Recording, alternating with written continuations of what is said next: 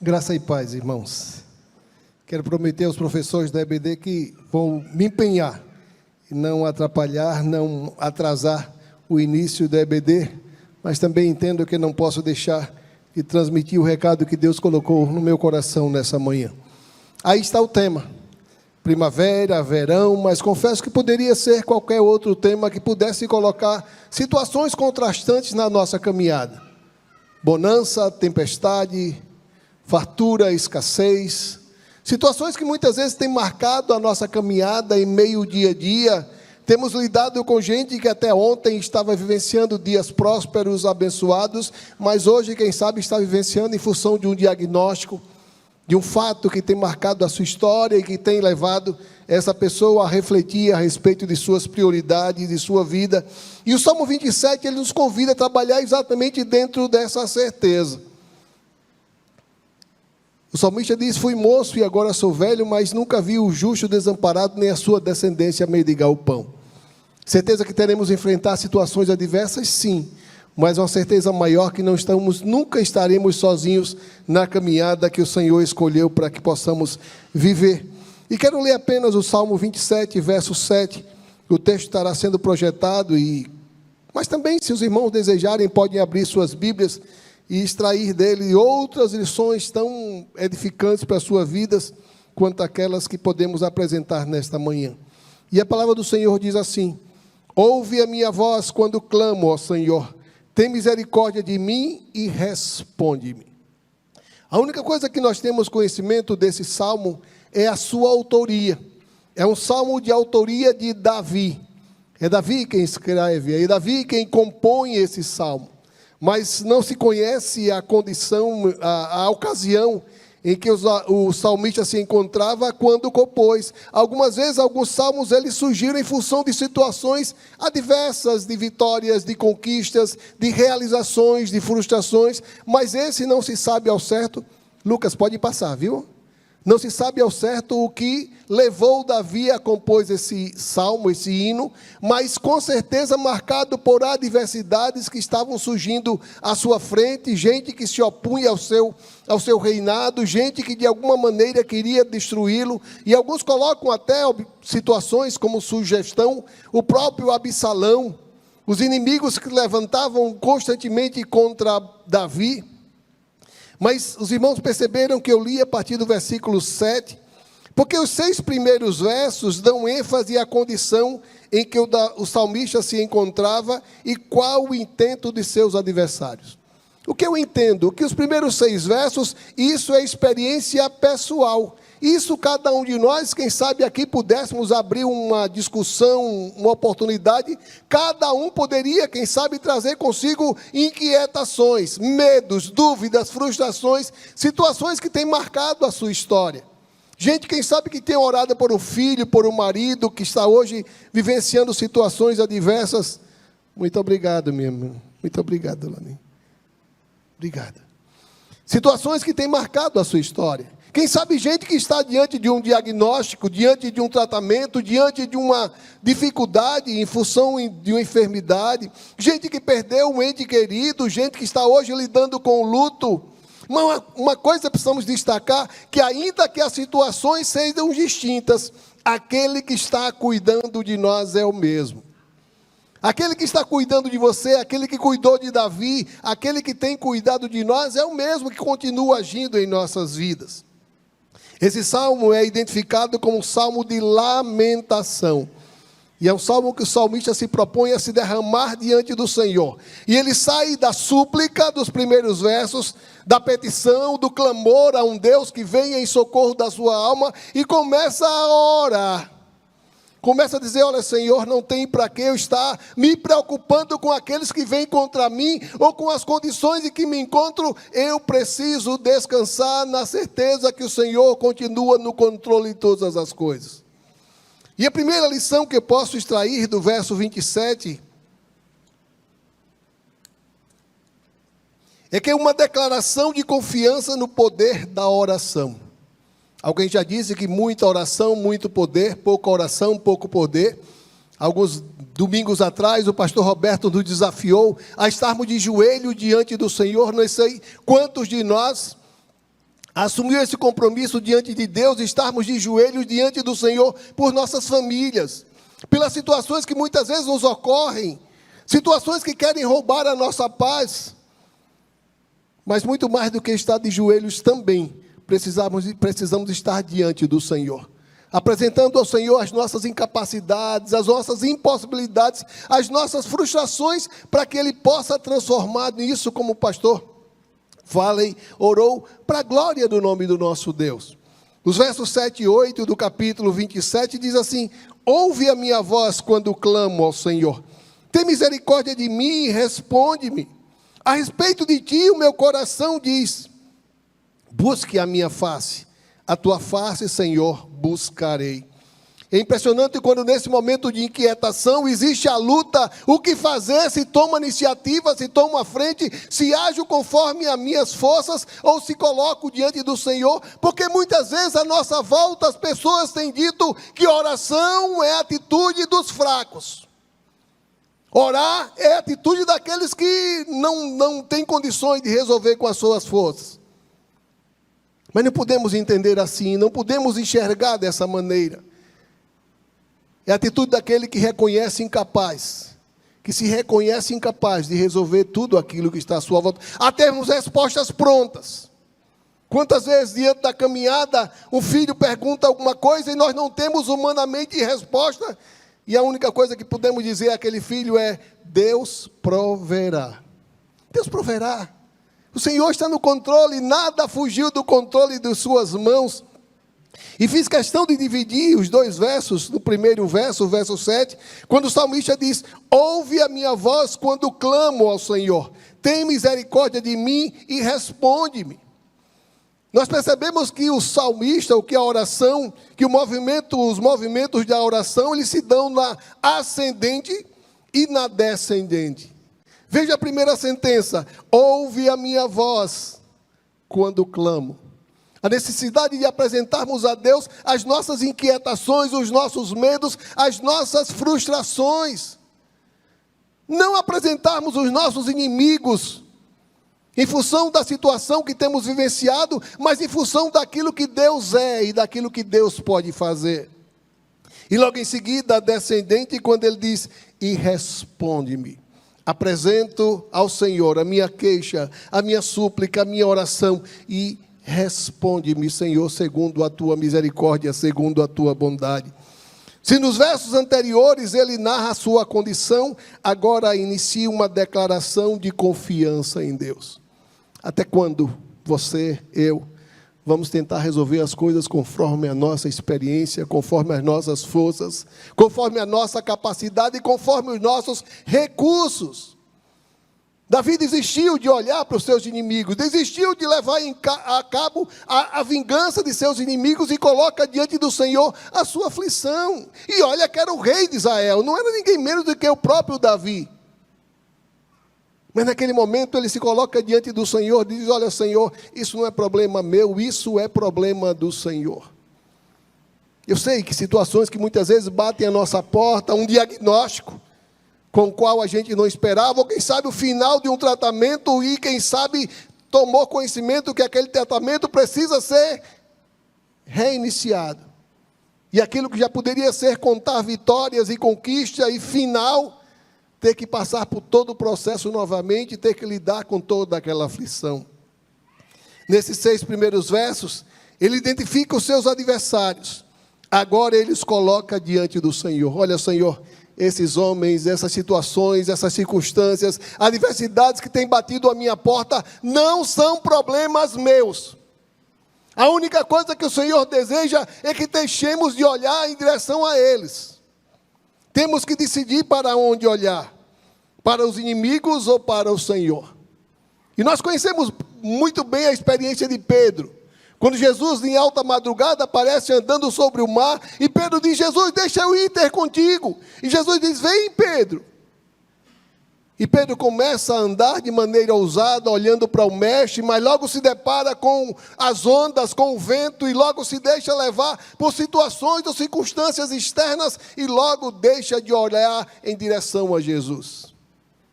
Não perca o foco. O salmista diz: eleva os meus olhos para os montes.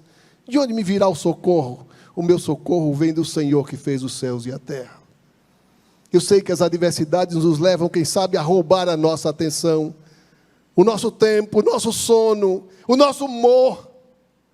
Por isso digo, independente da situação que você tem travado, que eu tenho travado, os inimigos são apenas um detalhe, porque na certeza que temos um Deus que tem cuidado de nós, que tem lutado a nossa luta. No Salmo 5, verso 3, o salmista diz: de manhã, Senhor, ouves a minha voz, de manhã te apresento a minha oração e fico esperando. Confiança naquele que ouviu a sua oração, que ainda não chegou a resposta, que ainda não veio a consequência daquilo pelo que eu espero. E não sei por quanto tempo você tem esperado, mas eu louvo a Deus quando cantamos rompendo em fé. Quando a primeira frase diz: toda vez que a minha fé é provada, tu me dás a chance de crescer um pouco mais. Normalidade não faz marinheiro, bonança não faz marinheiro. Situações adversas muitas vezes nos levam a buscar, recorrer e clamar em favor das nossas vidas no altar do Senhor. Mas volto os meus olhos agora para os versos 7 e 8 ainda, quando ele diz: ouve a minha voz quando clamo ao Senhor, tem misericórdia de mim e responde-me.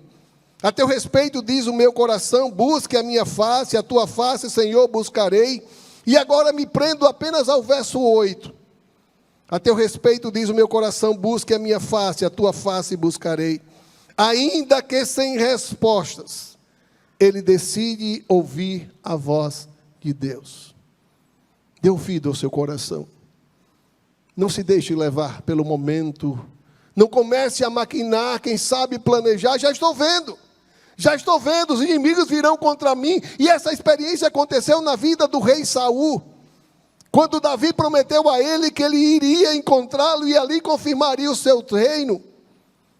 E os inimigos vieram contra Saul, contra Israel, e Saul se amedronta e se antecipa e consagra ao Senhor algo que era reservado apenas ao profeta Samuel. E naquele momento o Senhor deixou de confirmar na vida de Saul o seu trono, porque ele, movido pela ansiedade, atropelou o agir e o trabalhar de Deus na sua vida. Nos versos estão contidas duas situações. Perceba claramente como os versos eles nos levam a entender duas condições que Davi conhecia propriamente. Primeiro, a ordem de Deus e a obediência de Davi. Primeira coisa é a ordem de Deus. A segunda coisa não depende de Deus, depende de mim. Primeira lição é que eu preciso obedecer. E muitas vezes nós conhecemos teoricamente essa experiência, essa necessidade. Eu preciso obedecer, eu preciso confiar, eu preciso descansar. Mas nem sempre isso tem sido a iniciativa dos nossos corações. Nós não desligamos, nós não descansamos. Estou sempre diante de um problema que bate corriqueiramente à minha porta. E a segunda lição que precisamos entender diante da condição de Davi. Se a primeira era a ordem de Deus e a obediência de Davi, a segunda era a autoridade de Deus e a submissão de um rei. Ele sabe o que está fazendo. Eu não tenho a menor ideia para onde ele quer e deseja conduzir a minha vida. Ele sabe o que tem traçado para mim, afinal de contas eu só conheço até hoje. Eu só tenho resposta até o que aconteceu, mas o amanhã pertence ao Senhor, e não tem coisa melhor do que confiar num Deus que conhece não só o hoje, conhece o amanhã, que conhece não só as circunstâncias, mas conhece a minha vida. Durante esses últimos 4 anos, nós tivemos que lidar com uma situação da Braskem também. E como tem sido difícil, não esperar no Senhor, mas esperar na justiça dos homens. E a cada dia nós somos humilhados, subjugados, menosprezados, desvalorizados. E aquilo que para nós é algo de suma importância, de valor inestimável como um bem, ainda que material. Mas muitas vezes as pessoas à nossa volta, aqueles que são ditos como juízes, não agem movidos pela vontade de Deus. E nós temos vivenciado isso também. Assim como você, quem sabe alguns também têm experimentado isso. E nesses últimos 4 anos nós temos sido também afligidos por situações assim. Situações que querem roubar a nossa paz, mas a única coisa que temos é que o nosso Jesus é o justo juiz. E Ele está julgando a nossa causa. Não sei a situação em que você se encontra, mas não tem coisa melhor do que continuar confiando nesse Deus que não falha e nunca falhou. No coração do salmista ainda existia uma grande certeza. Quem era Deus e o que Ele poderia realizar. Deus não mudou. Ele é o mesmo ontem, já diz isso ao escritor aos Hebreus, o mesmo ontem, hoje e eternamente. Esse é o Deus que continua agindo à nossa volta. Esse é o Deus que deseja trabalhar com a minha vida, mas a única coisa que Ele deseja é que eu possa entregar, descansar, confiar. O maior desejo de Deus continua sendo de nos revelar quem Ele realmente é e tudo que ainda é capaz de realizar. Mas eu não deixo. Eu tomo a frente, eu tomo a iniciativa, eu quero agir conforme a sua vontade, ou quem sabe diante daquele diagnóstico, eu vou imediatamente ao Google e ali tento resolver do jeito que ele orienta e começo a sofrer de maneira antecipada por tudo aquilo que ali está. Jeremias capítulo 29, verso 13. Vocês me procurarão e me acharão, quando me procurarem de todo o coração. Não sei a quem você tem recorrido, ao Google, aos amigos. Ainda que seja conveniente buscar ajuda nas pessoas, nos irmãos, pedimos oração, sim, é a única solução para que Deus possa agir em nosso favor e nos dar a sua resposta. Mas encontre uma segunda verdade. A certeza de um tratamento especial por parte de Deus. Davi sabia perfeitamente que ele poderia recorrer a esse Deus e que não ficaria sem resposta e que não permaneceria aflito. Afinal de contas, se alguma coisa eu preciso fazer, ainda que pareça ser a mais fácil, mas é entregar, é confiar, é descansar, é poder viver, é continuar a viver, ainda que na normalidade, mas em meio à dificuldade. Versos 9 e 10 do capítulo 27 diz assim: não esconda de mim a tua face, não rejeites com ira o teu servo, tu tens sido o meu ajudador, não me desampares nem me abandones, ó Deus, meu Salvador. Ainda que abandonem meu pai e mãe, o Senhor me acolherá. A Nova Versão Internacional, esse primeiro verso, essa primeira frase, diz assim: não voltes as costas para mim. Não se esqueça de mim, Senhor. Não faça descaso da minha situação, da minha condição, do meu problema, daquilo que eu tenho colocado diante do Senhor. Naquele momento, Davi reafirma a confiança que Deus não viraria as costas para ele. No Salmo 13, o Salmo do até quando, por 4 vezes o salmista apresenta a Deus as suas inquietações. Até quando, Senhor, esquecerás de mim?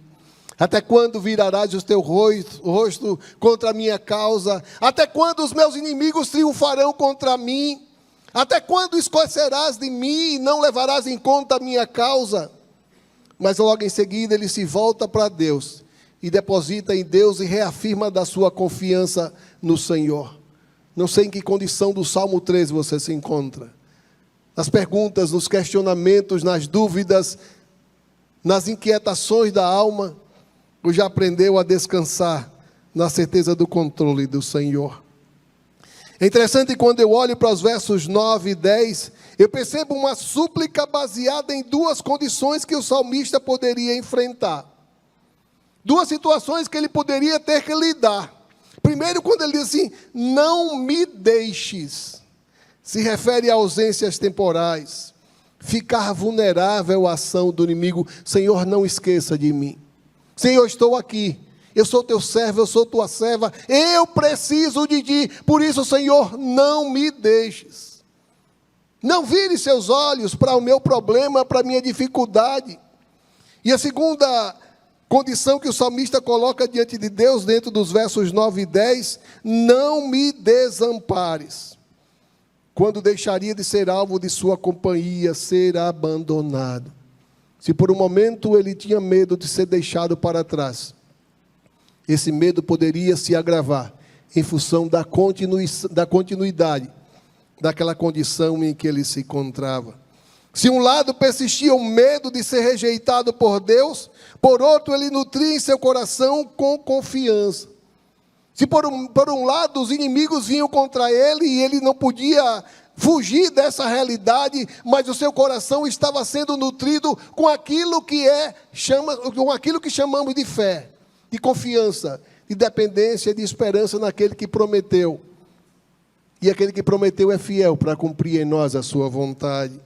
Quando ele diz, não rejeites com ira o teu servo, ele está dizendo, não me trates conforme eu possa merecer.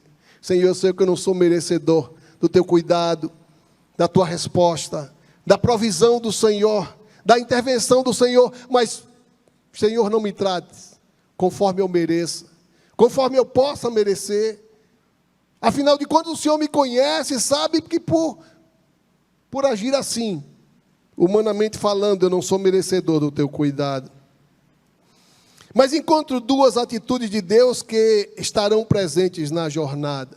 Ainda baseado nos versos 9 e 10, ele diz assim, o Senhor é o meu ajudador, aquele que nos auxilia em todas as circunstâncias, alguém que caminha ao nosso lado, e como é bom, como comunidade cristã do Senhor Jesus Cristo, termos os mais diversos ajudadores. Gente que tem intercedido por nós, gente que tem orado por nós, gente que tem apresentado a Deus as nossas vidas, as nossas famílias. Alguns dias atrás eu estava enfermo, não pude estar com os irmãos, mas pude estar em casa assistindo o culto, e quantas vezes essa igreja orou e tem orado por mim e pela minha vida. E nós estamos aqui, ainda não estamos curados, mas estamos no processo que Deus está respondendo a sua oração, a sua oração. Não tem coisa melhor do que sermos ajudados pelo Senhor e também pelo seu povo. Mas o salmista também declara, o Senhor é o meu Salvador, aquele que traz solução para todas as adversidades, alguém que está acima de nós. As pessoas que nos cercam, os nossos irmãos e amigos, podem até ser nossos ajudadores, mas só o Senhor é o seu Salvador.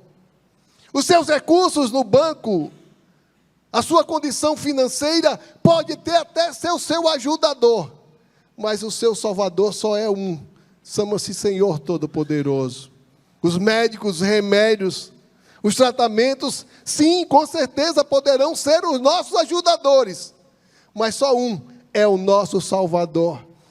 E ainda que possamos contar com vários ajudadores em várias as áreas e em todas as circunstâncias, nós só temos um que pode salvar nossas almas, e é nele que nós confiamos. Afinal de contas, nem sempre a gente pode contar com os ajudadores, com os amigos, com os irmãos, com os recursos, com os médicos, com os remédios, mas nunca nos faltará a presença do nosso Salvador, que estará sempre ao nosso lado, nos dando vitória em todas as circunstâncias. E é interessante quando ele fala exatamente no abandono de alguém que foi esquecido, foi deixado para trás, ele ainda diz assim, ainda que me abandonem pai e mãe. E quem é pai e mãe aqui sabe como é, posso dizer, impossível, de um pai ou uma mãe esquecer de seu filho. O salmista, quem sabe, trazia consigo um trauma de sua infância, mas tinha certeza de que Deus não o abandonaria. E é exatamente isso que o profeta Isaías, no capítulo 49, no verso 15, ele escreve para nós como uma garantia de presença constante, de um Deus presente. Acaso pode uma mulher esquecer-se do filho que ainda mama, de sorte que não se compadeça do seu filho no ventre, ainda que esta viesse a se esquecer dele? Eu, todavia, não me esquecerei de ti. Que certeza que nós temos em nossos corações. Por isso, ainda que a dúvida venha bater a sua porta, ainda que a inquietação do medo possa bater a nossa porta, temos a certeza que temos um Deus que tem cuidado de nós, que não esquece de nós. E a palavra nos diz que nós somos a menina dos seus olhos. É aquilo que Deus tem de mais precioso para se declarar a mim e a você. O príncipe dos pregadores, o Charles Spurgeon, ele escreveu nos de seus comentários a respeito do texto, e ele diz assim: essas íntimas relações serão as últimas a nos abandonarem, mas se o leite da bondade humana secar, há um pai que nunca esquece. Ainda que o leite materno venha a deixar de existir, venha a secar, temos um pai que nunca esquece. Enquanto uma terceira lição é que as necessidades da caminhada serão supridas pelo Senhor. Deus não prometeu a ninguém que a nossa caminhada seria simples, fácil, que seria comum. Afinal de contas, se fosse fácil, comum, estivesse ao meu alcance, provavelmente não recorreria a Deus. Afinal de contas, já sei exatamente como resolver.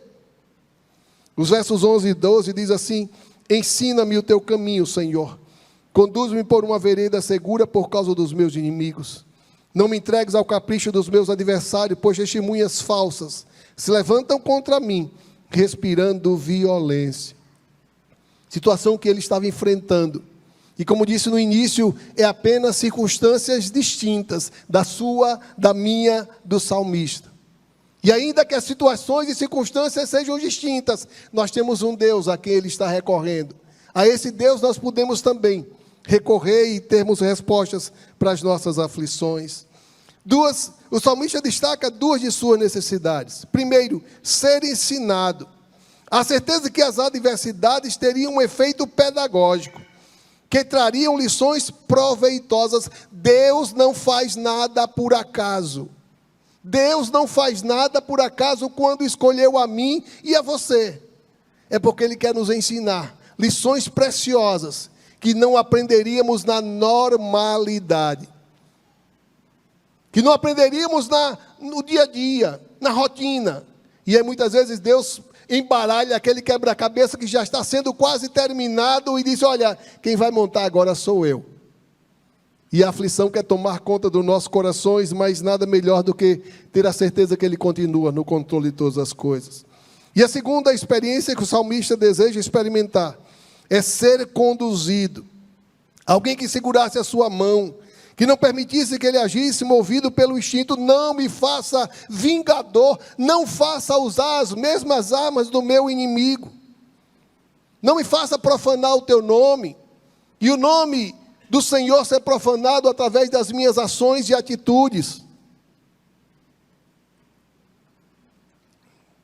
E é interessante que a oração do salmista, dentro de todo o contexto, é que o seu desejo não é ser informado antecipadamente do caminho, mas a certeza da caminhada do Senhor. É a certeza de que amanhã não pertence a mim, não pertence a você. Mas e amanhã? E é entender que Deus proverá. Não posso olhar pelos olhos humanos para o dia de amanhã, mas posso olhar com fé, na certeza daquele Deus que tem cuidado de nós hoje, haverá de cuidar no dia de amanhã. Afinal de contas, Ele mesmo diz que eu não mudo, Ele não muda. Pois testemunhas falsas se levantam contra mim. E é interessante quando nesse momento a gente não consegue distinguir ou identificar quem são essas testemunhas. Os homens íntegros têm muita dificuldade em cometer atos ilícitos. Os maus agem com tanta naturalidade que conseguem enganar a muitos. Então, naquele momento, Davi não nomina, não identifica seus inimigos, mas traz diante de Deus as suas vidas, para que Deus pudesse castigá-los segundo a sua vontade. Ele tinha certeza que não era capaz de fazer frente às investidas de seus inimigos. Senhor, nós não temos força. E essa experiência aconteceu com o rei Josafá, lá no segundo livro das Crônicas.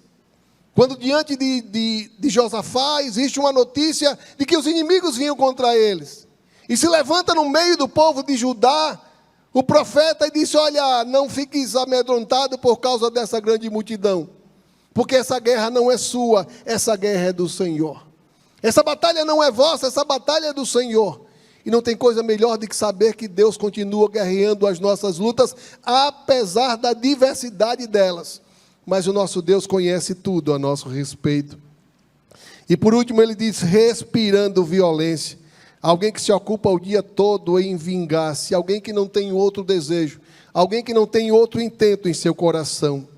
Mas quero deixar uma última lição. Alicerçado na promessa de que logo colherá o fruto de sua confiança.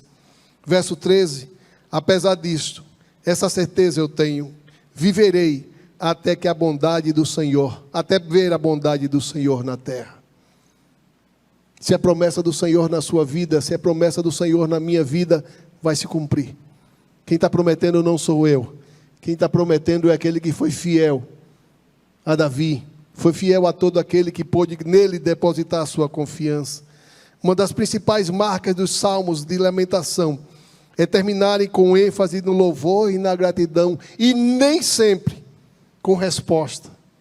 Mas seria muito fácil que nós pudéssemos aqui, quem sabe, estarmos meditando um salmo que pudesse trazer consigo situações e a solução do problema.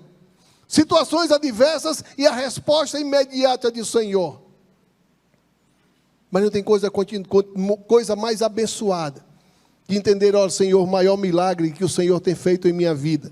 Não é resposta para a minha inquietação, para o meu medo, mas saber que o Senhor continua trabalhando em meu benefício. Continua agindo, e esse é o maior testemunho que podemos dar. Apesar dessa certeza, ele continua escrevendo, eu tenho, apesar disso, esta certeza eu tenho, o homem que clamou em meio a tanto desespero, tem certeza de que as suas orações foram ouvidas, e logo serão atendidas. E ele finaliza com um lindo verso, verso 14, espere no Senhor. Seja forte, coragem, espere no Senhor.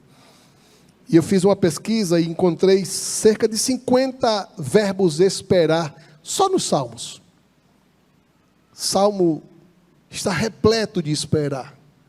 Verbo esperar ou as suas derivações, esperança. Não tem coisa melhor do que confiar num Deus que continua lutando a nossa luta, guerreando a nossa batalha. Vamos orar? Muito obrigado, Senhor. Muito obrigado porque Tu és o mesmo ontem, hoje e eternamente. Obrigado, Senhor, porque assim como deste vitória ao rei Davi, nos dará vitória no tempo certo, para que tudo possa redundar em honra, glória e louvor ao Teu nome, Senhor. Muito obrigado pela experiência de culto nessa manhã. Que saiamos daqui desafiados a não olhar para as circunstâncias, não olhar para o inimigo, não olhar para o diagnóstico, não olhar para as coisas exteriores, mas continuarmos com nossos olhos voltados para o Senhor, na certeza que o Senhor está agindo, na certeza que o Senhor está batalhando a nossa batalha e guerreando a nossa luta, e no momento certo nos dará a vitória, para a glória e a honra do nome do Senhor. Guarda-nos em tudo, perdoa os nossos pecados. É em nome de Teu Filho Jesus que nós oramos e já Te agradecemos. Amém, amém, amém, amém.